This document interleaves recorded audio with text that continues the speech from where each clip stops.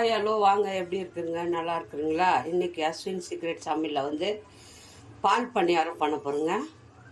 பால் பணியாரம் எல்லாருக்கும் பிடிக்கும், சூப்பராக இருக்கும். செஞ்சால் நல்லா டேஸ்டியாகவும் இருக்கும், உடம்புக்கு ஆரோக்கியமானது பால் பணியாரம். பாருங்கள், நான் உளுந்து ஒரு கிளாஸும் அரிசி பச்சரிசி ஒரு கிளாஸ் எடுத்துருக்கிறேன். இந்த மாதிரி எடுத்து 1 ஹவர் ஊற வச்சுருக்கிறேன். நீங்கள் வந்து எதில் அளக்குறீங்களோ அதுவும் சரி சமமாக ரெண்டுத்தையும் அளந்து ஊற வச்சுருங்க. 1 ஹவர் ஊற வச்சு நம்ம இப்போ மிக்ஸி ஜாரில் இதை நைஸாக கொஞ்சம் சால்ட்டு போட்டு நம்ம அரைச்சிக்குவோம்.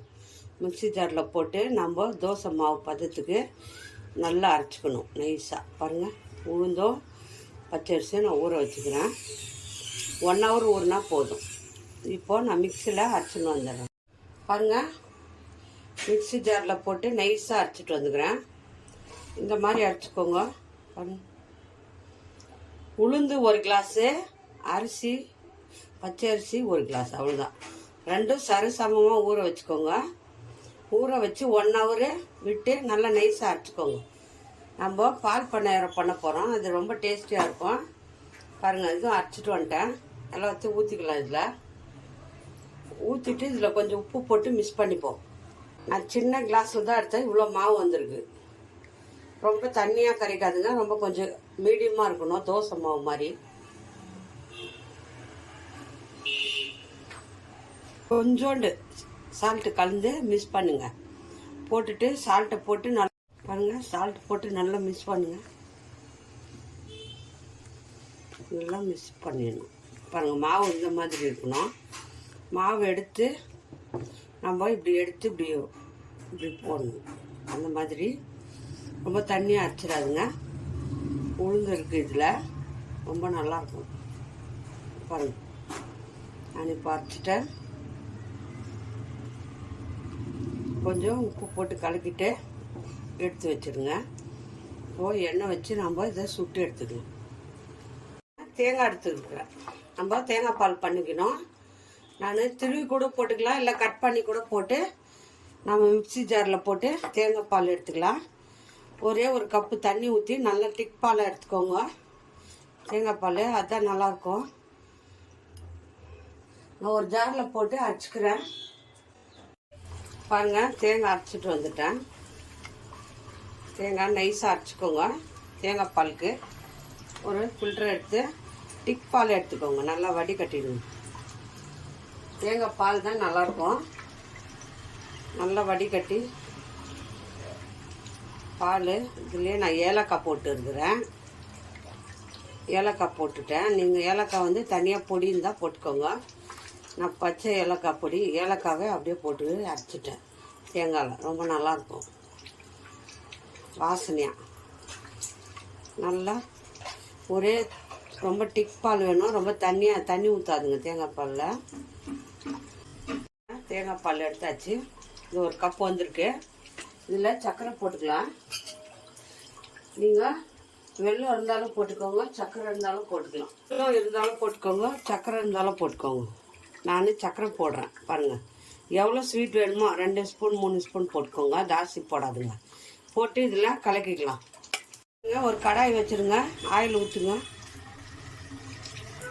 ஆயில் ஊற்றிட்டு ஆயில் காயட்டும், மாவு போட்டு எடுத்து பாருங்கள். எண்ணெய் காஞ்சிடுச்சு. மாவு நம்ம அந்த மாவு போட்டு வச்சுக்கணும். பாருங்கள், அதை எடுத்து கொஞ்சம் லைட்டாக தண்ணி தொட்டுக்கின்னு குண்டு குண்டாக போடணும். எண்ணெய் சூடு. ஹாய் ஃப்ரெண்ட்ஸ், பாருங்கள், எண்ணெய் சூடாச்சு. இப்போ வந்து நம்ம இதை சின்னதாக போட்டுக்கலாம். குட்டி குட்டியாக போட்டுக்கோங்க. பாருங்கள்,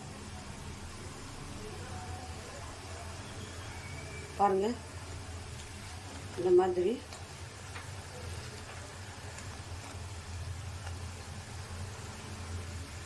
போட்டு எடுத்துக்கணும்.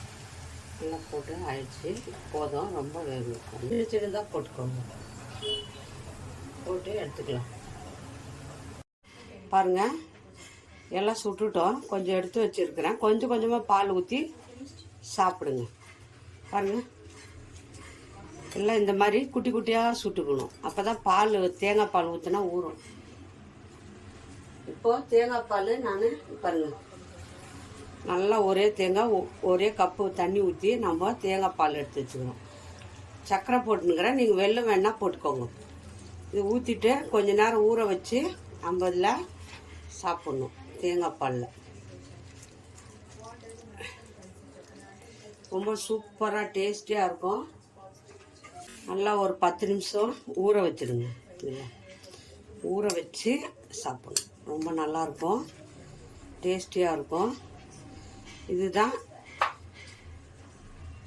பால் பணியாரம். பாருங்க எப்படி இருக்கு.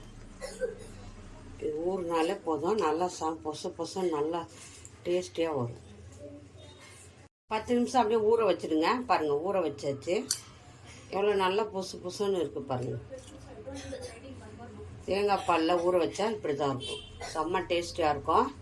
யார் யாருக்கு பால் பணியாரம் பிடிக்குமோ லைக் பண்ணுங்கள், ஷேர் பண்ணுங்கள், கமெண்ட் பண்ணுங்கள். அஸ்வினி சீக்ரெட் சமையலை சர்ப்ரைஸ் பண்ணுங்கள். இன்னொரு டிஷ்ஷில் நம்ம பார்ப்போம். பாருங்கள் இன்னொரு 5 நிமிஷம் ஊற வச்சுங்கன்னா நல்லா ஊறி நல்லா பெருசாகிடும். தேங்காய் பாலே இருக்காது. பாருங்கள் பிரேக்ஃபாஸ்ட்டுக்கெல்லாம் செஞ்சு கொடுங்க, குழந்தைங்கெல்லாம் விரும்பி சாப்பிடுவாங்க. உடம்புக்கு ஹெல்த்தியானது தேங்காய் பால். வயிற்றில் புண்ணு இருந்தாலும் ஆறிடும், உடம்பு நல்லா ஆரோக்கியமாக இருக்கும். இந்த தேங்காய் பால் பணியாரம் ஈஸியாக சுலுவாக 10 நிமிஷத்தில் செய்யலாம். ட்ரை பண்ணி செஞ்சு கொடுங்க, ரொம்ப நல்லது உடம்புக்கு. இன்னொரு டிஷ்ஷில் பார்ப்போம்.